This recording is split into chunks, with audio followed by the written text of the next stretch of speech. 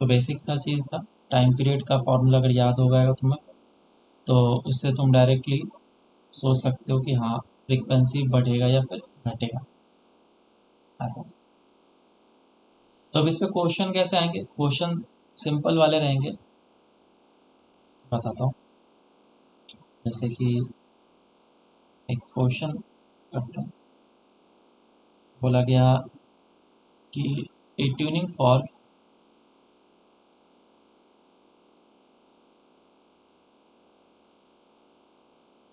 of frequency 400 Hz produces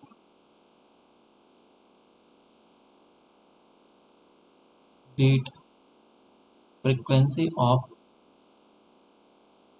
5. Tuning fork A है ना, beat frequency of 5 with another tuning fork B when sounded together. Now, if B is waxed, then the beat frequency decreases. Then find the frequency of tuning fork B. B वाले tuning fork का frequency तुम्हें बताना है। Solve करो इसको। पहले मैं करके बताता हूँ, क्योंकि गलत कॉन्सेप्ट एक बार में आ जाएगा तो फिर इसमें बहुत प्रॉब्लम होता है। पहले देखो, तुम्हारे पास एक ट्यूनिंग फॉर्क है और ये बी ट्यूनिंग फॉर्क है, और इसका तुम्हें 400 हर्ट्ज दे रखा है, और इसका कितना होगा हमें पता नहीं। तो इसे मैं बोल लेता हूँ कि ये F2 है और इसे बोल लेता हूँ F1 है। तो अगर F2 माइनस ऑफ F1 जब दोनों को एक साथ प्ले किया गया तो कितना बीट फ्रीक्वेंसी दिया?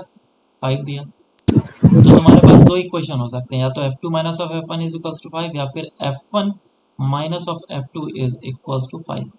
तुम्हें ये चेक करना है कि कौन सा इक्वेशन करेक्ट है, पहला इक्वेशन करेक्ट है या दूसरा इक्वेशन, यही वेरीफाई करना है। अगर इस स्टेटमेंट से तुमने वेरीफाई कर लिया तो बस तुम्हारा आंसर निकल के आ जाएगा। तो अगर पहला इक्वेशन लगाते हैं हम लोग, F2 का वैल्यू क्या है हमारा 400 विच इज फिक्स्ड, और B को क्या किया गया? वैक्स किया गया। तो वैक्सिंग करने से फ्रीक्वेंसी बढ़ता है या घटता है? घटता है। फ्रीक्वेंसी क्या होता है? घटता है। तो फ्रीक्वेंसी अगर घटेगा तो ओवरऑल ये चीज बढ़ेगा या घटेगा? बढ़ेगा। बढ़ेगा। 400 माइनस ऑफ F1 को तुमने घटाया तो ओवरऑल क्या हो जाएगा? बीट फ्रीक्वेंसी बढ़ेगा। लेकिन बोला क्या गया है? बीट फ्रीक्वेंसी भी घट रहा है। तो इसका मतलब ये इक्वेशन तो गलत हो गया। तो लास्ट एक ही इक्वेशन बनता है जो कि सही होगा, वो उसको भी वेरीफाई कर लेते हैं। तो F1 तुम्हारा घट रहा है और F2 तुम्हारा कांस्टेंट है विच इज 400। तो बीट फ्रीक्वेंसी अब क्या करेगा?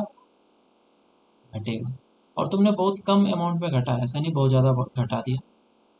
तो ये इक्वेशन तुम्हारा सही है। बस इतना सही काम तुम्हें कर लेना है, एनालिटिकल क्वेश्चन। तो F1 कितना आ जाएगा? F1 will be equals to 405,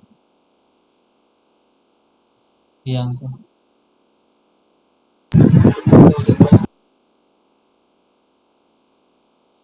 दूसरे जगह पे किस तरीके से बताए जाते हैं वो भी मैं बता देता हूँ। वो बोलेंगे कि बीट फ्रीक्वेंसी कितना है? 5 है। तो ये जो भी फ्रीक्वेंसी गिवन है उसमें एक बार ऐड कर लो और एक सब्ट्रैक्ट कर लो। तो जो बी का फ्रीक्वेंसी या तो 405 हो सकता है या तो 395 हो सकता है। अब 395 को क्या करा जा रहा है? वैक्सिंग किया जा रहा है। तो वैक्सिंग करने के कारण से क्या होगा?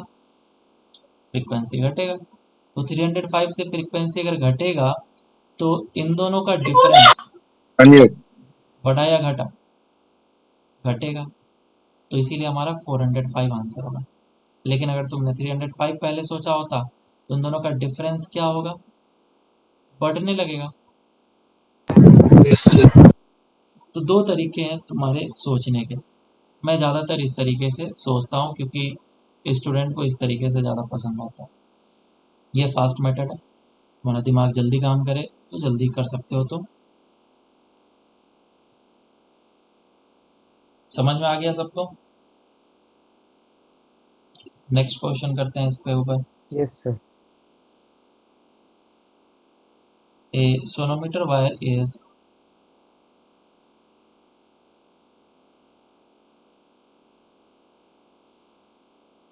vibrating with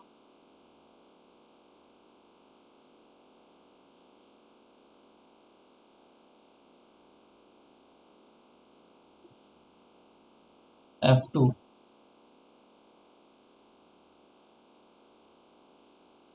and producing a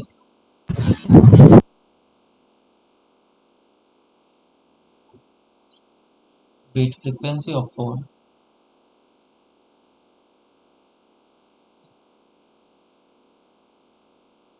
with a tuning fork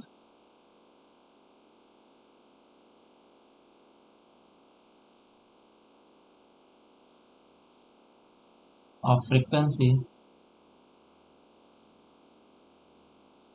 405 Hz। बोला गया कि if the tension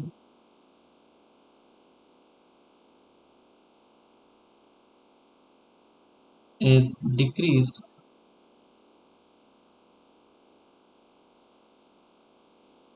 in sonometer wire,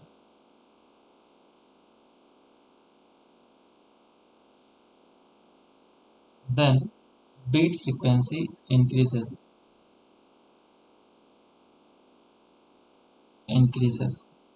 Find F2।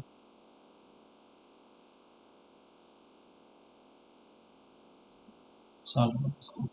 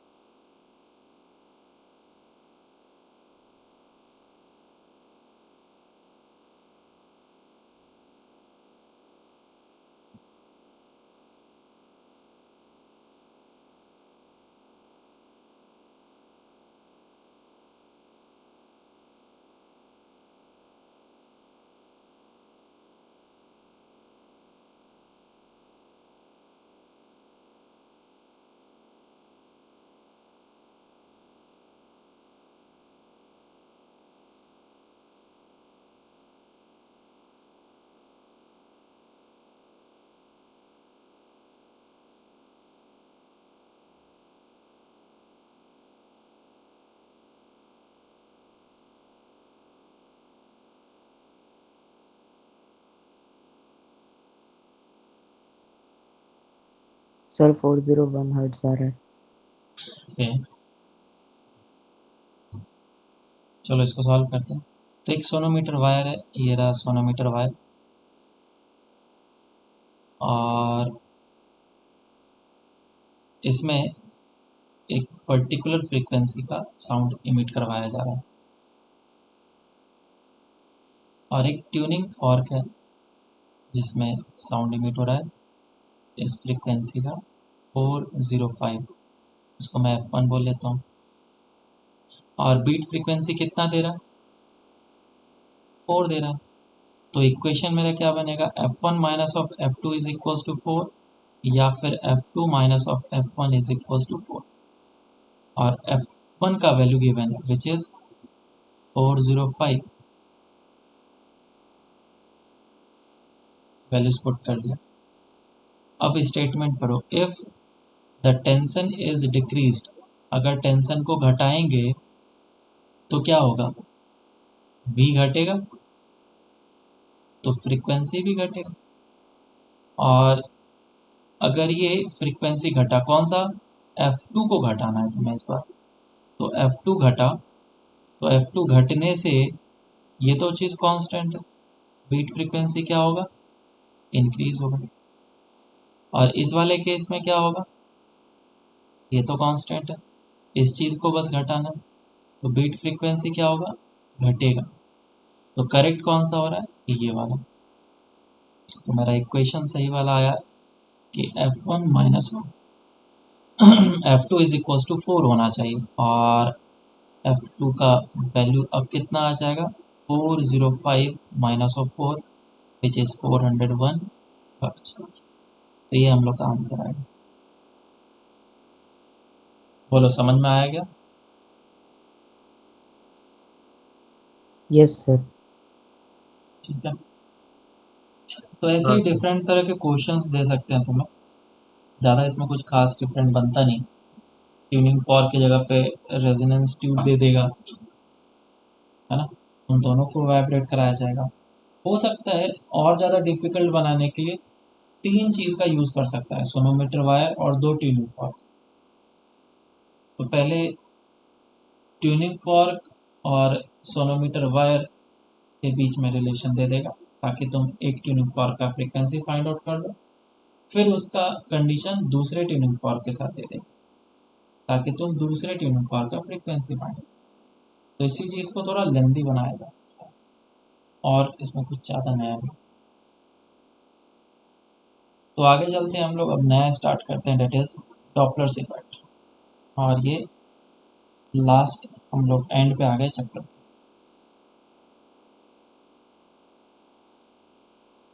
तो आज खत्म हो गया। नहीं, आज नहीं हो पाएगा।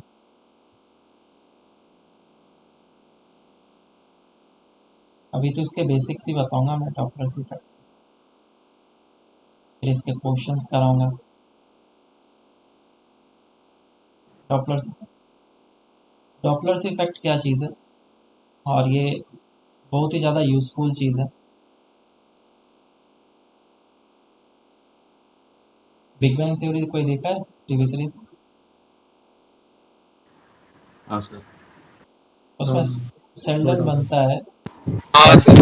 कॉस्ट्यूम बन के रखता है सेल्डन, कुछ इस टाइप का होता है कॉस्ट्यूम।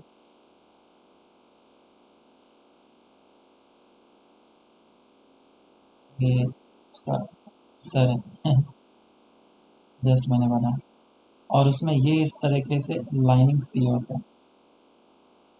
तो सेल्डन से पूछता है कि तुम क्या बनो, तो दूसरे लोग जो कि एजुकेटेड नहीं होते या फिर इंटरेस्ट नहीं होता है पढ़ाई में, उसको देख करके बोलता है कि जेबरा बना।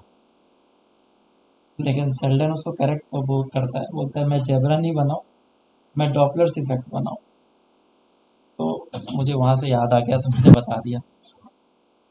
तो डॉपलर्स इफेक्ट क्या है हम लोग यहाँ पे देखेंगे। जैसे कि आम लाइफ में हम लोग हमेशा जनरल लाइफ में इस चीज़ को एक्सपीरियंस करते हैं, लेकिन कभी इसके बारे में डेप्थ में सोचते नहीं, डीप में जाकर। मान लो कि तुम एक रेलवे स्टेशन पे खड़े हो, रेलवे प्लेटफॉर्म, और जो ट्रेन है वो इस तरफ से आ रही और हॉर्न मारते हुए आ रही। तुमने नोटिस करा होगा जब ये हॉर्न मारते हुए आगे निकल जाती है, तो जब इस तरफ आ रही होती है उस समय जो आवाज़ होता है कुछ और होता है, और जब इस तरफ से जा रही होती है उस समय अलग आवाज़ होता है। ये नोटिस किया? Yes sir, yes sir. तुम्हें लगता होगा कि ये मूव कर रहा है उसके कारण से, हवा हो रहा होगा उसके कारण से, है ना, लेकिन ये जो नहीं चीज़ है, सर, अच्छा ऐसा नहीं लगता था तुम्हें, पहले से बताता तुम्हें, नहीं। ये जो है एक्चुअल में इसके मोशन के कारण से हो रहा है। ये जो ट्रेन आगे की डायरेक्शन में मूव कर रहा है उसके कारण से इसे जो आवाज़ है वो डिफरेंट सुनाई दे रहा है। तो इधर भी तो सेम स्पीड से जा रहा था, तो आवाज़ उसे वापस से डिफरेंट क्यों सुनाई दिया। अच्छा, आवाज़ डिफरेंट सुनाई देने का मतलब ये है कि जो इसके पास फ्रीक्वेंसी रिसीव हो रहा है, अभी मैंने 400 हर्ट्ज का फ्रीक्वेंसी चलाया था, कुछ वैसा ही आवाज़ निकलता है हॉर्न से, एक कांस्टेंट फ्रीक्वेंसी का आवाज़। तो वो फ्रीक्वेंसी कितना रिसीव कर रहा है ये पर्सन, उस फ्रीक्वेंसी की बात हो रही है। तो जो ट्रेन फ्रीक्वेंसी इमिट कर रहा है वो डिफरेंट है, जो ये रिसीव कर रहा है वो डिफरेंट है, और जब ट्रेन दूर जा रही थी उस समय ये जो फ्रीक्वेंसी रिसीव कर रहा है वो भी डिफरेंट है।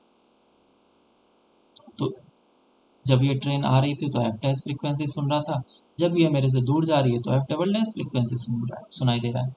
तो जब फ्रीक्वेंसी का डिफरेंस होता है तो हमें आवाज़ तो डेफिनेटली अलग सुनाई देगा।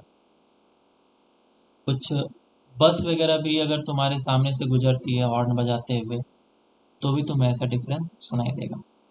अभी सामने होते तो मैं करके भी बताता, और ये आसानी से बताया जा सकता था। मैं एक पर्टिकुलर फ्रीक्वेंसी मोबाइल में चला सकता हूँ, अभी चाहो तो तुम खुद भी कर सकते हो। उस पर्टिकुलर फ्रीक्वेंसी जनरेटर में जब लेके जाओ, मोबाइल में ओपन कर लो और उसको प्ले कर लो 400 हर्ट्ज का फ्रीक्वेंसी, और मोबाइल को यस सर। अपने हाथ में पकड़ लो,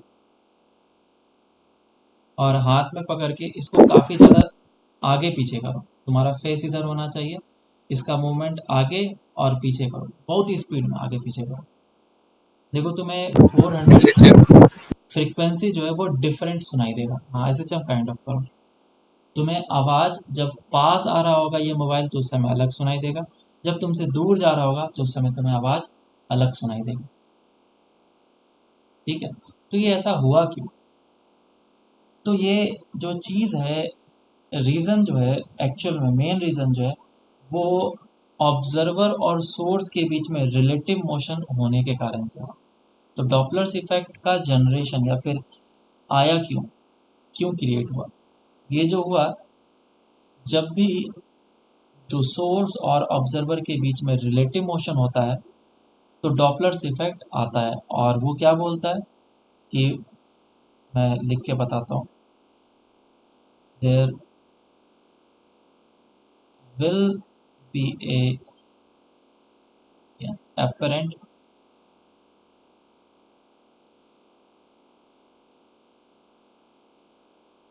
apparent change in frequency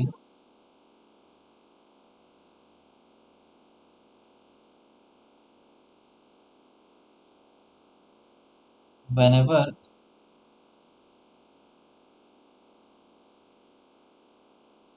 there is a relative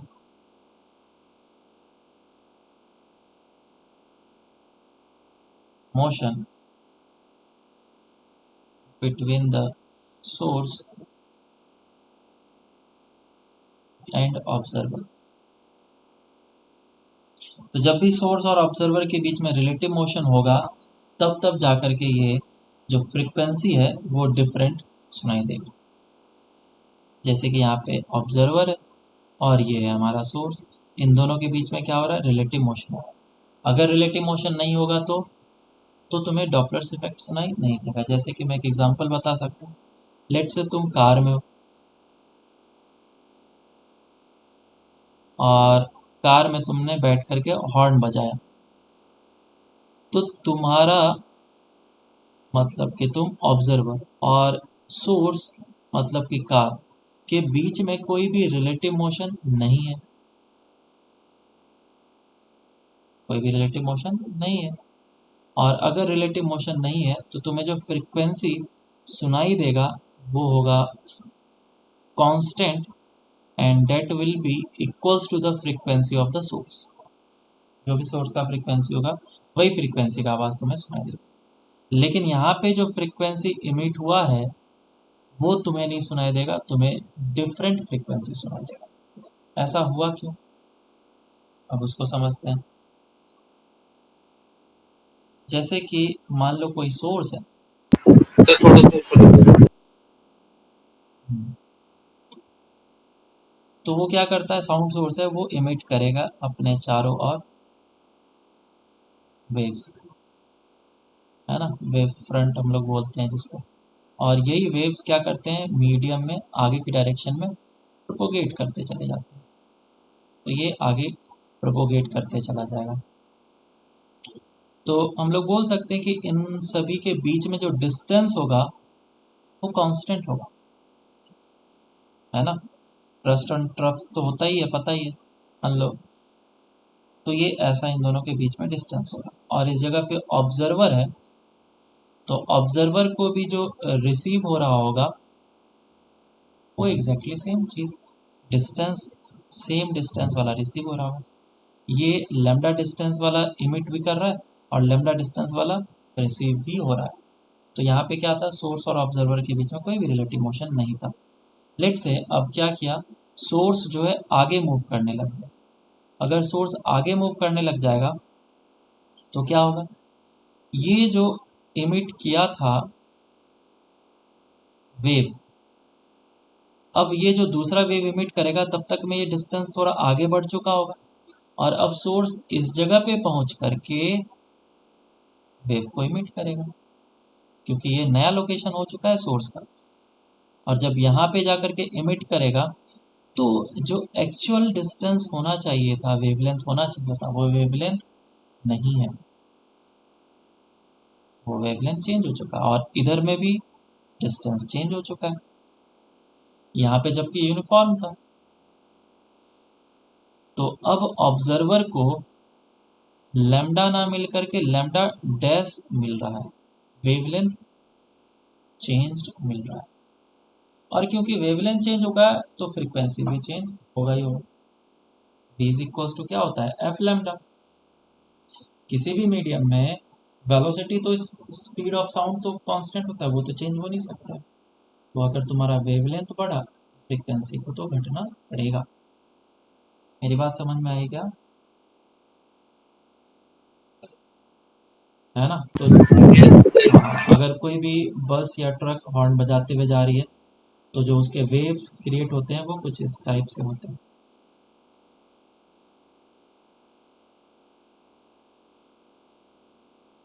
ऐसा। ये सोर्स है। इसको और भी डिफरेंट डिफरेंट एग्जांपल से हम लोग समझ सकते हैं, लेकिन उतना ज़्यादा डेप्थ में तुम लोग को जाने की ज़रूरत है नहीं। तो इसका डेरिवेशन हम लोग डायरेक्टली एक बार देख लेते हैं, ठीक है। जैसे कि एक चीज़ मैं बता देता हूँ, मान लो इधर से बॉल फेंका जा रहा है, 1 सेकेंड में एक बॉल फेंका जा रहा है, ठीक है, 1 सेकेंड में एक बॉल। और यहाँ पे एक पर्सन है जो कि कैच कर रहा है बॉल को। तो ये कितने बॉल रिसीव करेगा 1 सेकेंड में,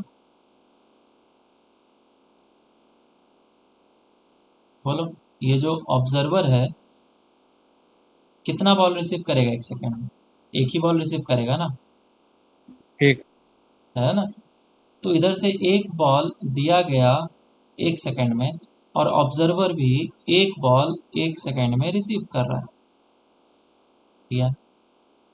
अब मैंने क्या किया, ऑब्जर्वर को इधर मूव कराना स्टार्ट कर, तो बॉल तो अभी वैसे ही रहेगा, लेकिन क्योंकि ये ऑब्जर्वर आगे के डायरेक्शन में मूव कर रहा है तो इस जगह का बॉल तो वो कैच करेगा ही करेगा, और आगे जा कर के सेम टाइम में इस बॉल को भी पकड़ लेगा। तो अब क्या वो एक से ज़्यादा बॉल रिसीव करेगा 1 सेकेंड में, है ना। लेकिन दे कितने से हाँ रहा था, एक बॉल पर सेकेंड दे रहा था। तो यहाँ पे देखो फ्रिक्वेंसी जो सोर्स ने इमिट किया है वो डिफरेंट है, और जो फ्रिक्वेंसी ऑब्जर्वर ने रिसीव किया है वो डिफरेंट है। तो एक बात पता चल गया कि अगर ऑब्जर्वर जो है वो सोर्स की तरफ मूव करेगा तो फ्रिक्वेंसी क्या होगा, बढ़ेगा, है ना। फ्रिक्वेंसी क्या होगा, बढ़ेगा। या फिर इसी सोर्स को मैं आगे के डायरेक्शन में मूव करा देता ऑब्जर्वर की तरफ, तो ये क्या करता, 1 सेकेंड में एक बॉल इमिट कर रहा था तो यहाँ पे चला गया, 1 सेकेंड के बाद सोर्स भी आगे मूव करके बॉल को इमिट करेगा, तो इन दोनों के बीच में डिस्टेंस कम हो गया। तो ये अब जो रिसीव करेगा वो एक से ज़्यादा बॉल रिसीव करेगा 1 सेकेंड, तो फ्रीक्वेंसी इंक्रीज होगा। बराबर। तो इस तरीके से याद रखना कि अगर सोर्स आगे ऑब्जर्वर की तरफ मूव करेगा तो फ्रीक्वेंसी बढ़ेगा, और अगर ऑब्जर्वर मूव करेगा सोर्स की तरफ तो भी फ्रीक्वेंसी बढ़ेगा। ऐसा।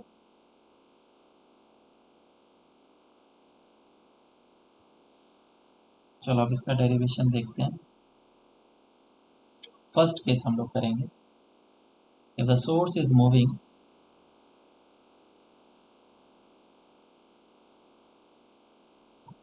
is moving towards the observer, and observer is stationary, is at rest.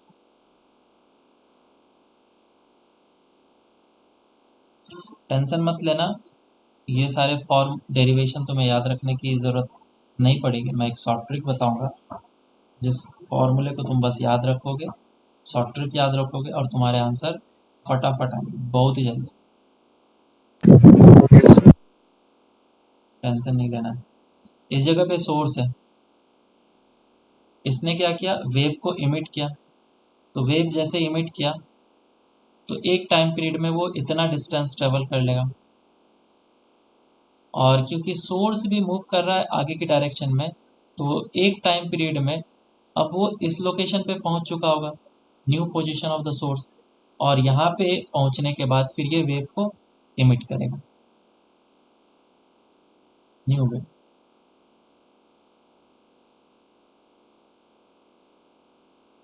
तो ये जो डिस्टेंस है जो सोर्स ने आगे मूव किया, वो कितना डिस्टेंस हो जाएगा। मान लो सोर्स की वेलोसिटी इस डायरेक्शन में vs, source is moving with the speed of vs, तो vs इंटू टी हो जाएगा। और ये डिस्टेंस कितना होगा, ये तो वेव आगे की डायरेक्शन में मूव कर रहा है, उसके कारण से ये डिस्टेंस ट्रेवल हुआ है। तो वेव का स्पीड मतलब साउंड का स्पीड, साउंड का स्पीड में v एज्यूम कर लेता हूँ, तो v इंटू टी हो जाएगा। तो एक्चुअल में जो लेंथ बचा ये वाला, ये कितना हो जाएगा, that will be bt minus of bs into T. अब जो ऑब्जर्वर है वो ऑब्जर्वर इतना ही लेंथ वाला रिसीव करेगा, तो इसके लिए हम लोग v is equals to F lambda लगाएंगे, और एक बार इसके लिए हम लोग v is equals to F lambda apply करेंगे। यहाँ पे v is equals to F frequency जो है वही है, और लेमडा लेमडा वाला। और यहाँ पे क्या आ जाएगा, जब ऑब्जर्वर को मिल रहा है तो ऑब्जर्वर को स्पीड ऑफ साउंड वही चीज़ दिख रहा है जो कि मीडियम है, और फ्रीक्वेंसी मुझे निकालना है कितना होगा, और वेवलेंथ कितना मिल रहा है, दिस मच, इतना वेवलेंथ इसको रिसीव हो रहा है। तो लैम्डा डैश हम लोग यूज़ करेंगे यहाँ पे। लैम्डा डैश का वैल्यू कितना है हम लोग पुट कर लेते हैं, यहाँ पे हो जाएगा F dash, lambda dash will be equals to V T minus of V S into T, और ये बी। सर दूसरा कलर यूज करो ना, ये ठीक से दिख रहा नहीं है। Okay okay,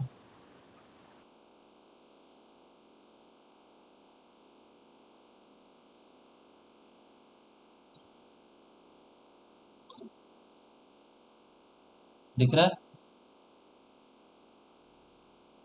yes sir.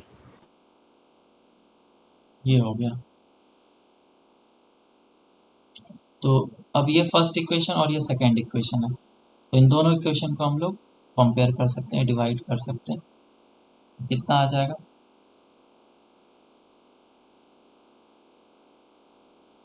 ये आ जाएगा frequency v is equals to F lambda से, v is equals to F dash, v को कॉमन ले लो, और v minus of V S आएगा।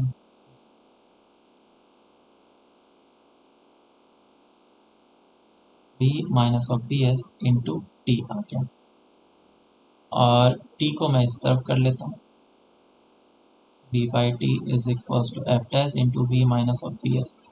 1/t क्या होता है? Frequency. f is equal to 1/t, इसका वैल्यू इस जगह पे पुट कर लेता हूँ मैं, ये हो जाएगा v into F is equal to F dash v minus of V S. So F dash कितना आ गया? f into V upon V minus of V S. तो ये है नया फ्रीक्वेंसी जो कि रिसीव हो रहा है observer.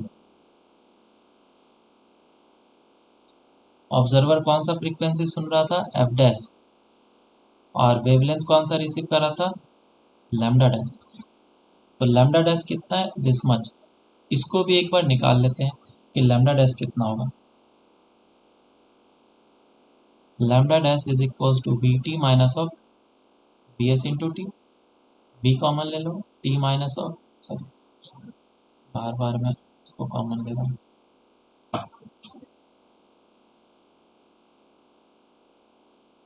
So lambda dash is equal to V minus of V S into T.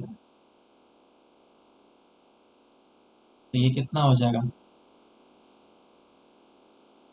मुझे t को रिप्लेस करना, v is equal to F lambda होता है, f की जगह पे 1/t पुट कर लो,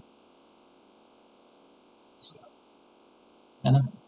तो कितना आ जाएगा? dt is equal to t is equal to lambda by t is equal to lambda by. तो ये रिजल्ट आया हमारा वेवलेंथ का। जो वेवलेंथ ऑब्जर्वर को मिलेगा that will be v minus of V S divided bye.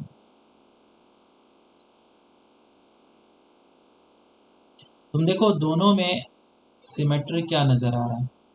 जो चीज नीचे था वो ऊपर चला गया, एक्सेप्ट फ्रीक्वेंसी एंड वेवलेंथ। ठीक है, ऑलवेज ऐसा ही यस सर।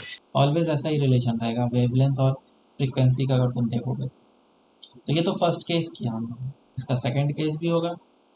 सेकंड केस में क्या करना पड़ेगा कि अगर ऑब्जर्वर मूव कर रहा है और सोर्स स्टेशनरी है, if observer is moving and source is at rest, second case. तो अगर ऐसा है तो क्या करना पड़ेगा? ये हमारा सोर्स है जो कि बिल्कुल रेगुलर इंटरवल पे इमिट कर रहा होगा, लेकिन ये जो ऑब्जर्वर है ये आगे की डायरेक्शन में वी ओ से मूव कर रहा है। तो इस वाले में सोचो क्या होगा अगर ऑब्जर्वर मूव कर रहा है। तो पहले सोर्स के लिए हम लोग v is equal to F lambda लगा लेते हैं, v is equal to F lambda, और फिर इसके लिए हम लोग लगाते हैं v is equal to F lambda. तो सोर्स इस बार स्टेशनरी है, कोई प्रॉब्लम नहीं, और जो लैम्डा होगा वो भी चेंज नहीं हुआ होगा। फ्रीक्वेंसी खैर वो जो इमिट कर रहा है सो कर ही रहा है। ये हो गया। इसमें क्या हो जाएगा? अब जो ऑब्जर्वर को साउंड की स्पीड सुनाई देगी वो क्या क्या देगा? रिलेटिव। वो कितना हो जाएगा? v plus of V naught, relative हम लोग लेंगे। और यहाँ पे फ्रीक्वेंसी और वेवलेंथ, वेवलेंथ हमारा चेंज नहीं हुआ है, कांस्टेंट रहेगा। फ्रीक्वेंसी जरूर हमारा चेंज हो चुका है, F dash into lambda. So this is first equation and this is second equation. इसी दोनों इक्वेशन को यूज करके मुझे आंसर निकालना है एफ डैश का। तो लैम्डा का वैल्यू पुट कर लो, v plus of V naught is equal to F dash into lambda का वैल्यू पुट करेंगे तो आ जाएगा v by F. So F dash is equal to F into V plus V naught divided by V. तो याद करो मैंने एक केस बताया था जिसमें कि बॉल को इस डायरेक्शन में फेंका जा रहा था और ऑब्जर्वर इस डायरेक्शन में मूव कर रहा था, तो उसकी फ्रीक्वेंसी क्या हुई थी, बढ़ गई थी। तो यहाँ पे अगर ऑब्जर्वर भी सोर्स के टुवर्ड्स मूव कर रहा है तो फ्रीक्वेंसी क्या हो रही है, बढ़ रही है। फ्रीक्वेंसी क्या हो रहा है, बढ़ रहा है। क्यों? क्योंकि v प्लस वी नॉट जो होगा वो v से बड़ा होगा, इसीलिए फ्रीक्वेंसी बढ़ने लगा। इस तरीके से ढेर सारे केस बन सकते हैं और हर एक के लिए डेरिवेशन हम लोग कर सकते हैं। तो हर एक के लिए हम लोग डेरिवेशन नहीं करेंगे, एक ऐसा करते हैं कि जनरल फार्मूला लिख लेते हैं और जनरल फार्मूला लिख करके उसको हर एक केस के लिए हम लोग डिराइव करने की कोशिश करेंगे। तो जो जनरल फार्मूला है भैया,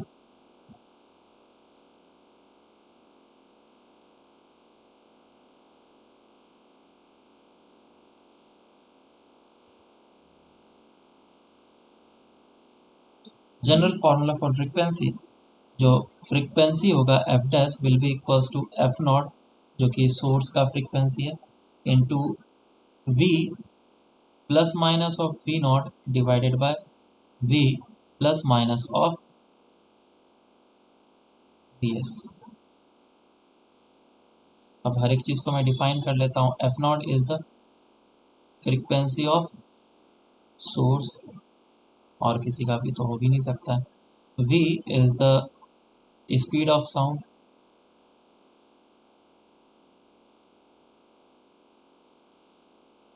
v not is speed of observer,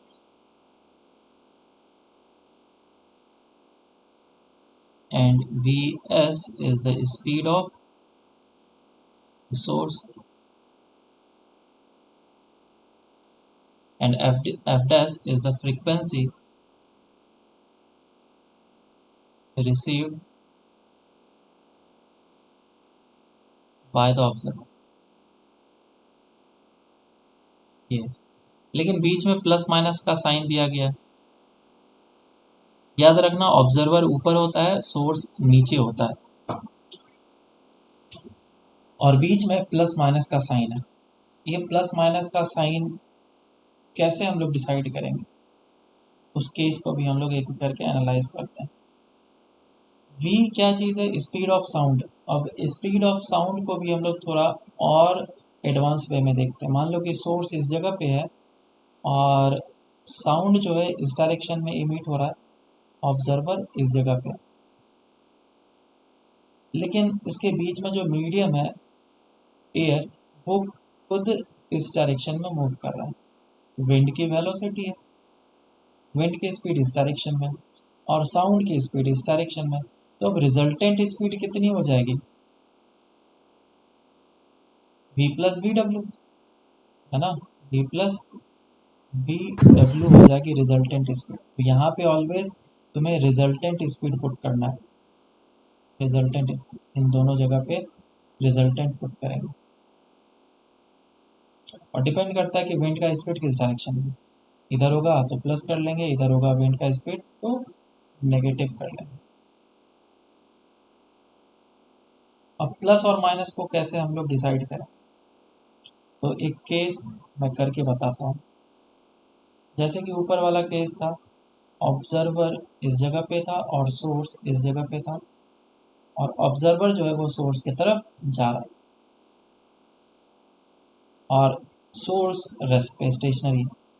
तो ऑब्जर्वर का वी नॉट होगा वेलोसिटी, फ्रीक्वेंसी जो होगा एफ डैश, वो कैसे लिखा जाएगा, एफ डैश ये रिसीव कर रहा है और ये एफ नॉट फ्रीक्वेंसी इमिट कर रहा है source, v plus minus of V O upon v plus minus of V S. V S कितना है, 0 है, वैल्यू के यहाँ पे पुट कर लो।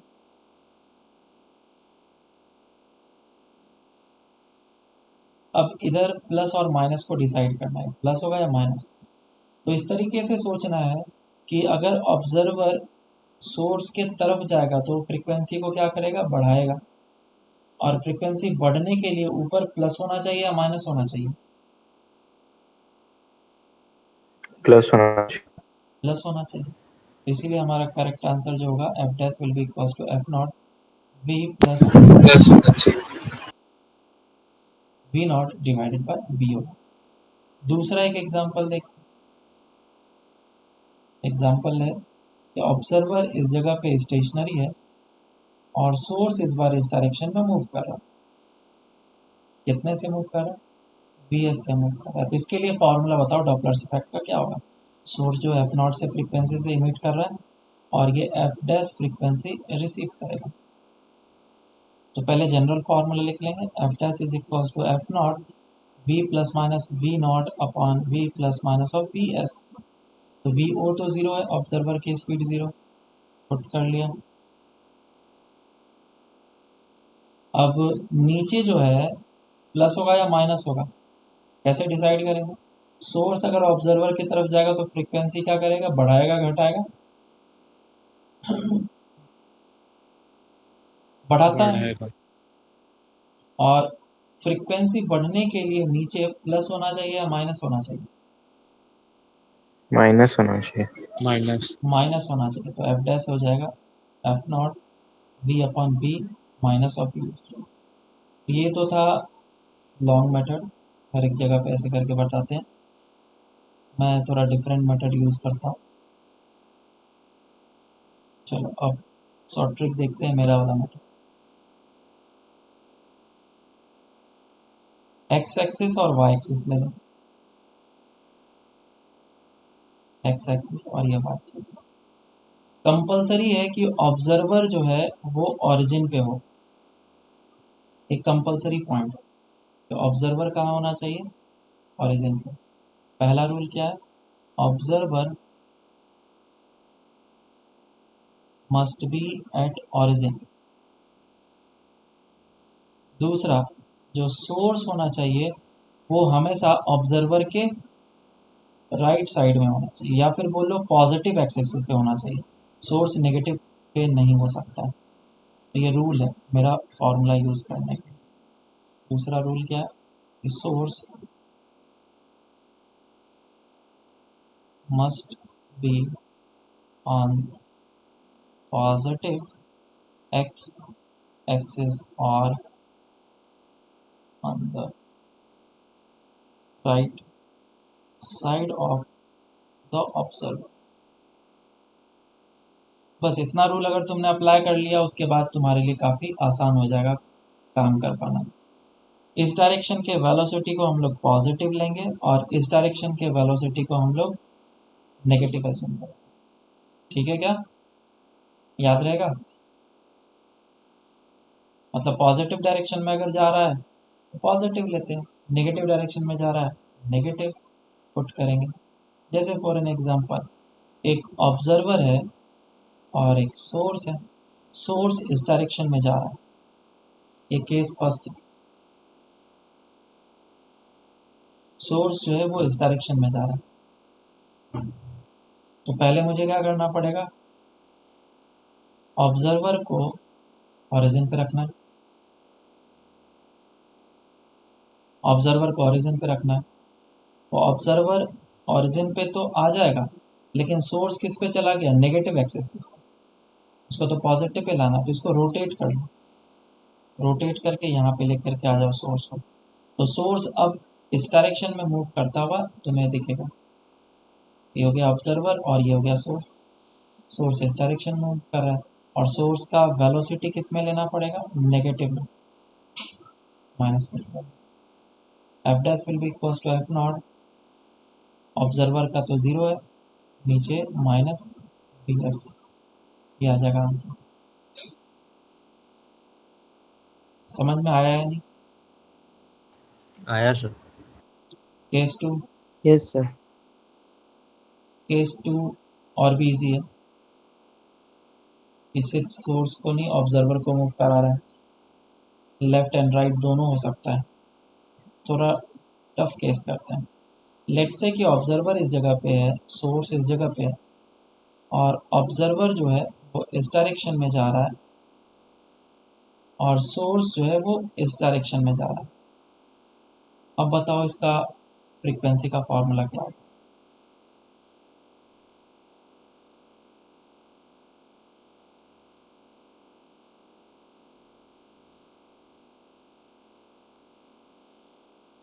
बोलो क्या फॉर्मूला होगा?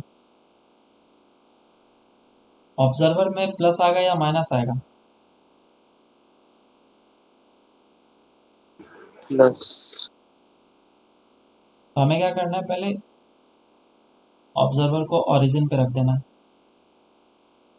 और सोर्स हमेशा राइट साइड में होना चाहिए, जो कि अभी कंडीशन में फुलफिल कर रहा है, कोई दिक्कत नहीं है। बस इस वी नॉट के वैल्यू को देखो, क्या ये पॉजिटिव एक्स डायरेक्शन में जा रहा है तो इसका वैल्यू पॉजिटिव होगा। क्या सोर्स भी पॉजिटिव एक्स डायरेक्शन में जा रहा है, इसका वैल्यू भी पॉजिटिव होगा। तो इसका वैल्यू क्या पुट करेंगे, V plus of V naught divided by V plus of V S. Clear है? Yes, sir. दूसरा यस सर। केस थर्ड, मान लो कि ऑब्जर्वर इस जगह पे है, सोर्स इस जगह पे है। ऑब्जर्वर इस डायरेक्शन में जा रहा है वी ओ से और सोर्स इस डायरेक्शन में जा रहा है वी एस से। अब बताओ क्या होगा फ्रीक्वेंसी का formula?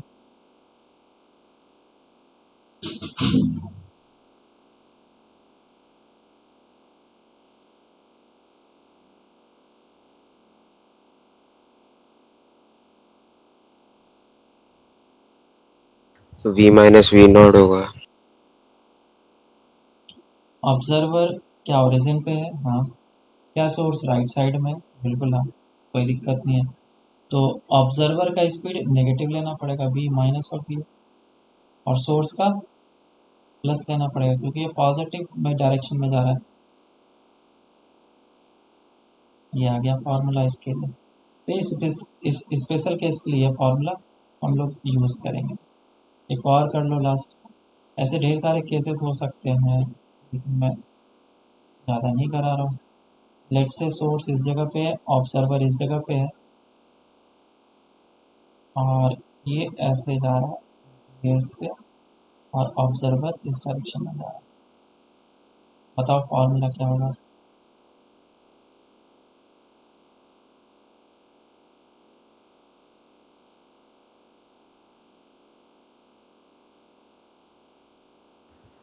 Sir V plus V naught होगा और V माइनस वी एस होगा।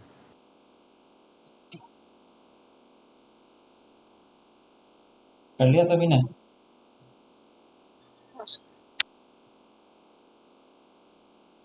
अगर इसको इस तरीके से रखें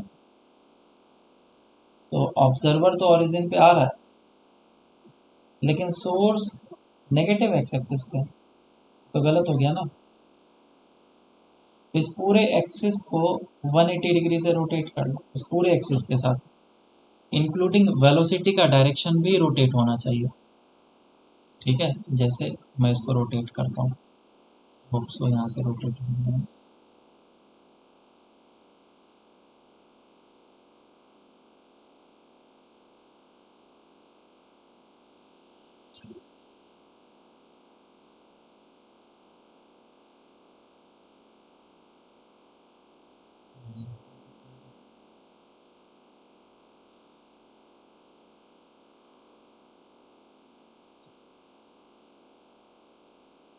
रोटेट नहीं हो पा रहा है, देखो मैं करके बताता हूँ। ये लेट से इसको रोटेट करना है तो इस पूरे एक्सिस को पकड़ो और 180 डिग्री से रोटेट कर दो including the direction of velocity, तो ये रोटेट हो जाएगा लाइन इसके अबाउट।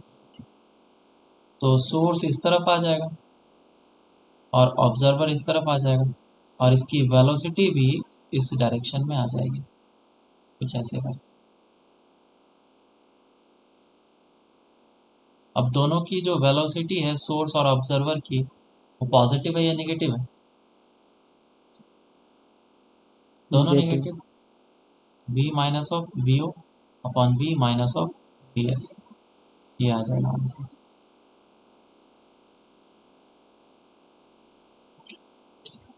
चलो ठीक है, फिर बाकी हम लोग अब नेक्स्ट क्लास से देखते हैं इसमें डिफरेंट क्वेश्चंस कैसे कैसे तरह के होंगे, और इसमें रेड शिफ्ट ब्लू शिफ्ट वगैरह है, छोटे छोटे टॉपिक, उसे भी हम लोग नेक्स्ट क्लास में करते हैं।